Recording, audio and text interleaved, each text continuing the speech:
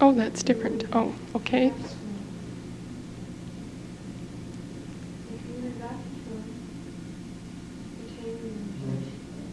If I missed something, stop me. But I would like to start off with a short history about myself. I was born deaf in Victoria, BC.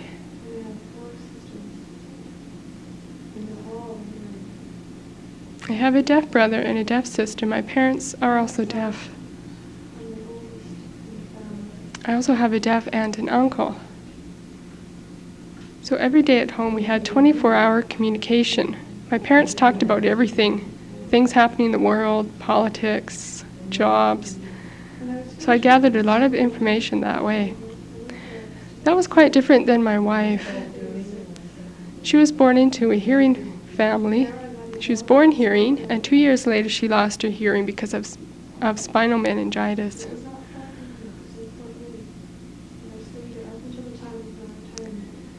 Her whole family was hearing, so there was no communication, no sign language, nothing.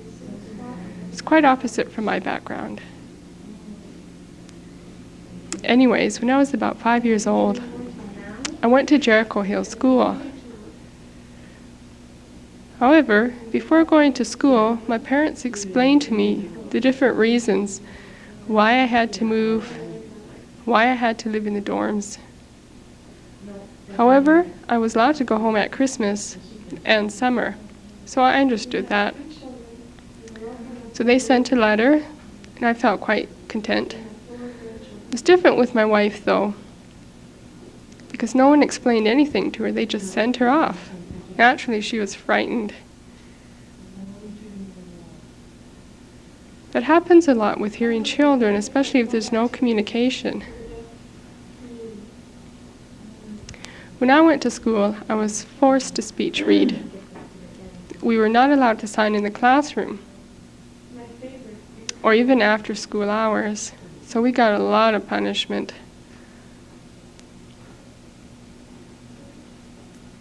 But I always did some basic signing because that was from my parents' influence. While I was growing up, World War II broke out, so a lot of older deaf people had to leave school early. They had to go to work. However, at that time it was very easy to find work because there was a shortage of manpower, so lots of people went to work. I was 14 years old.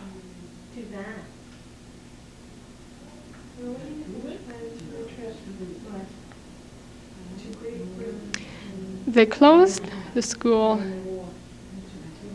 and moved all the deaf people over to a town called New Haven.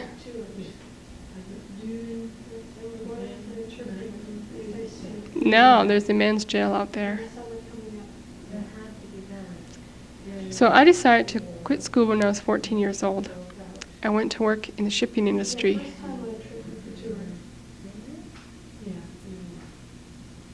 My intention was to work for a while, quit, move back to Vancouver, because all my deaf friends were out there. But I got stuck. Because they were short of manpower, everything was frozen, and I had to stay working. I couldn't quit. I had to stay there till World War II was over. Then finally I moved back to Vancouver. And I felt my education was not adequate, so I talked to the principal.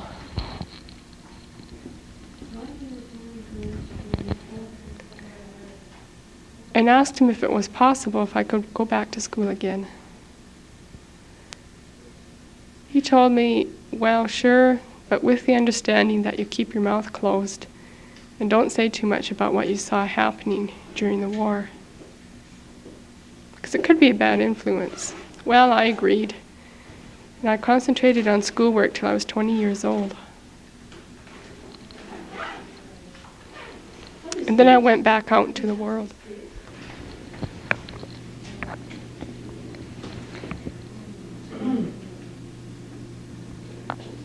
So I left school, and I got a job in the shipping industry painting boats. After 1 year, I was laid off. So I got another job doing carpentry. That lasted for 1.5 years, and I got laid off again. Then I went to work on the seawall in a small town near Duncan. So I worked there for 1 year, and I got laid off again.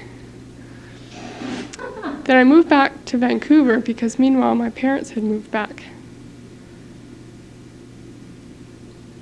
And I thought, I would like to try to get a job in the civil service, but how do you go about applying for that? So I went to the principal and asked him. And he said, well, why not start in the school right here? Because recently a man quit. And I said, well, what kind of job? And he said, dishwashing. And I said, me, dishwashing? But he said, well, it doesn't matter, at least you'll get in. Later you can advance. So I said, well, okay. So I started dishwashing, but wasn't too happy. I did that for 3 years. And then I moved to a hotel downtown. It was a bigger place. There was more opportunity than at the school. So I was a kitchen helper and did that for 3 more years.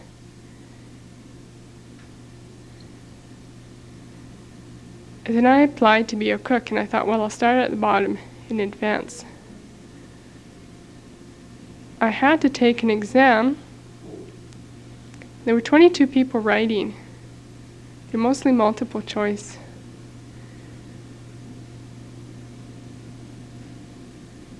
Inside I wasn't too happy, but I did it anyways. Later on I went for an interview. All the people were interviewed separately. And they asked me, well, why do you want to become a cook? I said, well, I've been a kitchen helper for 12 years. I have a family, I need more money.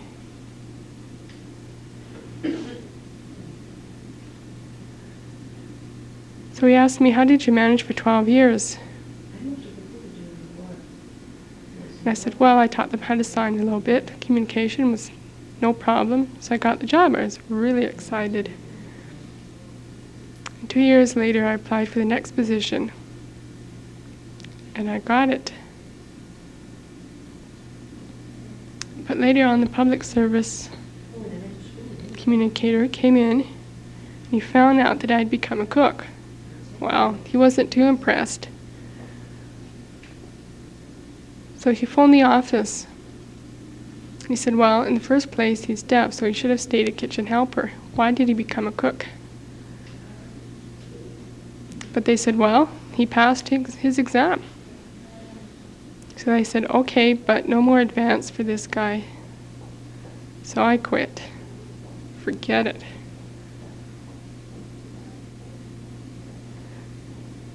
But during that time, I was heavily involved with the deaf community, with their activities, GVAD. And they were in the process of setting up WID at the time.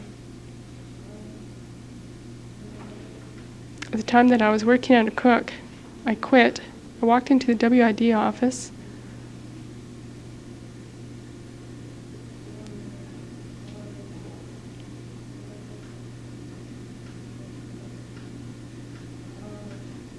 And they said, well, what does the deaf community think of WID, although it wasn't called WID at the time yet.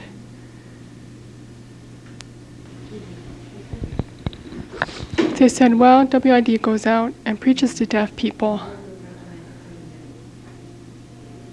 But everyone in the deaf community thinks, wow, there's no deaf workers at WID. And they said, okay, well, that's fine. You start here tomorrow. And so that's how I started. Okay. I got married to a deaf wife. We have 2 boys and 1 girl. We live in New West now.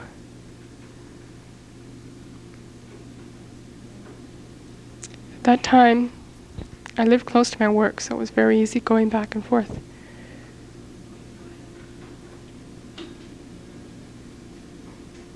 I have 1 daughter in high school. My wife still works in Jericho Hill as a teacher's assistant. She's been there for 7 years. Am I signing too fast? or too slow. It's okay? Maybe some of you have some questions.